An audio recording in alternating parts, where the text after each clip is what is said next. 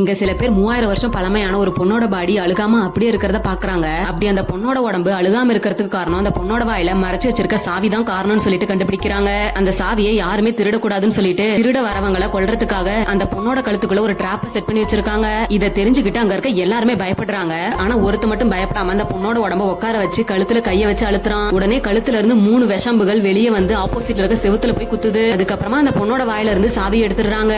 ஆனா அந்த சாவியை எடுத்து அடுத்த செகண்டே அந்த பொண்ணோட உடம்பு அழுக ஆரம்பிச்சு எலும்பு கூட மாறிடுது. இந்த பொண்ணுக்கு பக்கத்திலே இன்னொரு பையனோட பாடி இருக்கு. அந்த பையனோட கையில ஒரு பெட்டி இருக்கு. இந்த சாவியால தான் அந்த பெட்டியை திறக்க முடியும்னு சொல்லிட்டு ஒருத்த அந்த பெட்டியை அந்த பாடியோட கையில இருந்து எடுக்கிறான். அந்த பெட்டியை ஓபன் பண்ணி பார்த்தா அதுக்குள்ள பழைய காலத்துல எழுதின ஒரு லெட்டர் இருக்கு. அந்த லெட்டர்ல இவங்க எப்படி இறந்தாங்கன்னு சொல்லிட்டு எழுதிருக்காங்க. 3000 வருஷத்துக்கு முன்னாடி இந்த பொண்ணு ராணியா இருந்திருப்பா. இந்த பொண்ணை எதிரிங்க பள்ளத்தாக்குல தள்ளி விட்டுறாங்க. அப்போ ராஜாவால இந்த பொண்ணை காப்பாத்த முடியாம போயிருக்கும். இந்த டைம்ல ஒரு பையன் வந்து இவளை காப்பாத்துறான். அதனால இந்த பொண்ணுக்கு இவனை ரொம்ப பிடிச்சு போயிடுது. அதுக்கப்புறமா 2 பேரும் லவ் பண்ணி எங்கேயாச்சும் போயிடலாம்னு சொல்லிட்டு முடிவு பண்றாங்க. இதை மறைஞ்சிருந்து கேட்ட ராஜாவோட ஸ்பை ஒருத்தன் எல்லாத்தையுமே ராஜா கிட்ட சொல்லிடுறான். உடனே கோவப்பட்ட ராஜா இந்த பொண்ணை அடைச்சு வச்சு கொன்னுறான். இதை தெரிஞ்சுக்கிட்டு இந்த பையன் அவளை கொன்ன இடத்துக்கு வரான். இடத்துல இந்த பையனையுமே கொன்னுறாங்க.